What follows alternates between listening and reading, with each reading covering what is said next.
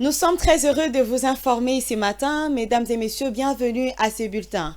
Les sommets d'États-Unis d'Amérique-Afrique s'est ouvert avec une cinquantaine de délégations africaines ainsi que les responsables de l'Union africaine à Washington. Cette grande rencontre annuelle prendra 3 jours. L'administration Joe Biden tente de démontrer son engagement envers le continent sur le plan économique. Plusieurs questions liées aux défis africains seront aussi traitées dans l'insécurité à l'est de la RDC. Suivant un extrait du secrétaire d'État américain Anthony Blinken à l'ouverture de cette réunion au sommet. Suivez. The importance of the diaspora to the past, to the present. L'importance de la diaspora africaine, passée et future, que ce soit pour les nations africaines ou pour les États-Unis, c'est la raison pour laquelle ceci est l'un des tout premiers événements avec les chefs d'État africains. Cette année, en Afrique du Sud, j'ai eu l'opportunité d'exposer la stratégie de la nouvelle administration sur l'Afrique subsaharienne. Cette stratégie est ancrée par un mot, le partenariat. Nous ne pouvons résoudre les problèmes que si nous travaillons ensemble. Le Premier ministre Samalou Kondé, sur instruction du président de la République, a décidé de décréter à partir de ce mercredi 14 décembre 3 jours de deuil national. Ces décisions du gouvernement interviennent au lendemain de la mort de plus de 120 personnes à la suite de la pluie qui s'est abattue sur la capitale hier mardi 13 décembre, allais-je dire, pour le vice-premier ministre de l'Intérieur, Daniel Aselo, qui a fait le compte rendu de cette réunion présidée par le chef de l'exécution. Le gouvernement prendra en charge les obsèques de toutes les personnes décédées. Les dégâts de la pluie diluvienne qui s'est abattue dans la ville de Kinshasa le mardi 13 décembre est loin de finir vu le nombre des victimes. C'est le cas d'une famille habitant le quartier Mayo Village dans la commune de Mongafula qui vient de perdre au total 4 enfants. Élément de reportage Ranta Luyela.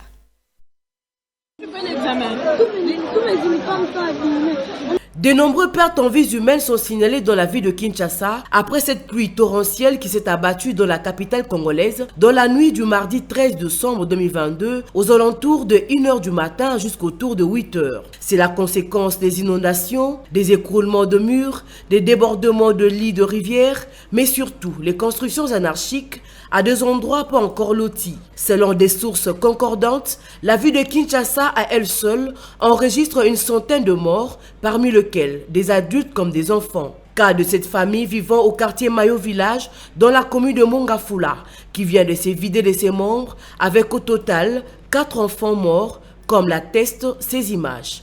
Une grande désolation.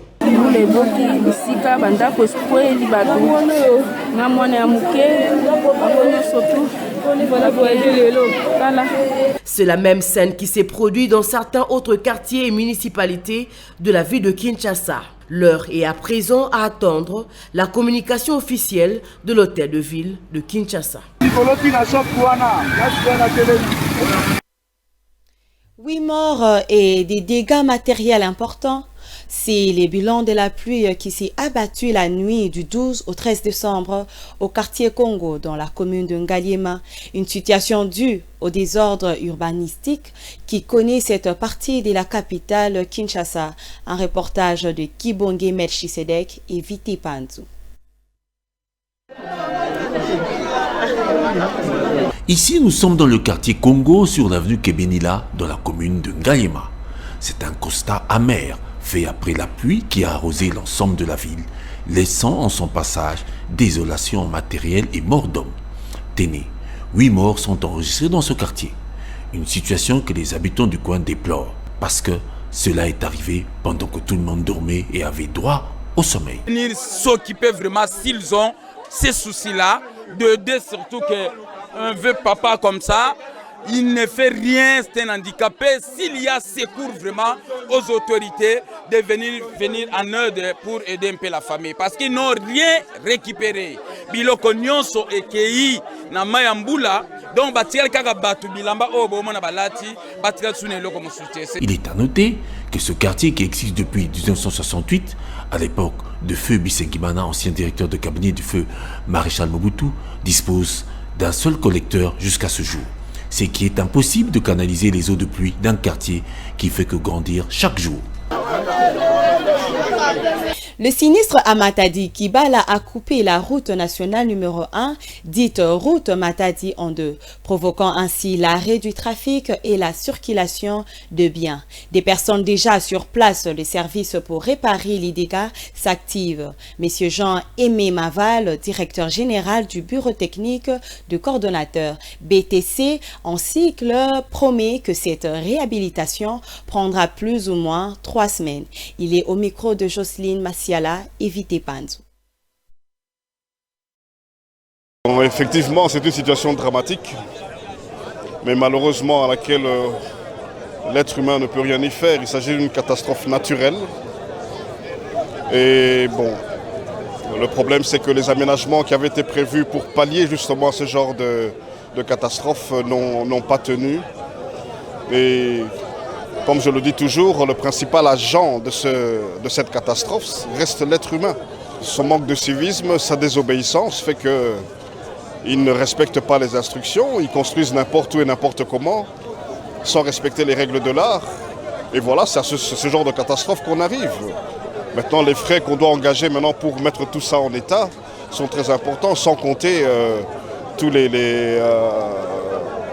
pertes économiques que vont entraîner cette situation. Bon voilà, maintenant la question c'est de remettre ce tronçon en état pour permettre le trafic normal. Bon, c'est ça le grand défi actuel. Bon là, l'empierrement a commencé, il faut qu'il se poursuive et voilà, il faut qu'assez rapidement on puisse trouver une solution durable à ce drame. La réparation, écoute, c'est difficilement estimable, hein, mais ça a l'air d'être très sérieux. Il faut passer à les phases de consolidation, d'empierrement, ensuite de consolidation. Tout ça, ça peut nous prendre 2 à 3 semaines, si pas plus. Nous compatissons, hein. C'est une situation triste, hein. Mais voilà, nous allons essayer de faire le nécessaire pour remettre les choses en état. C'est la fin de ces bulletins, mesdames et messieurs. Merci de l'avoir suivi.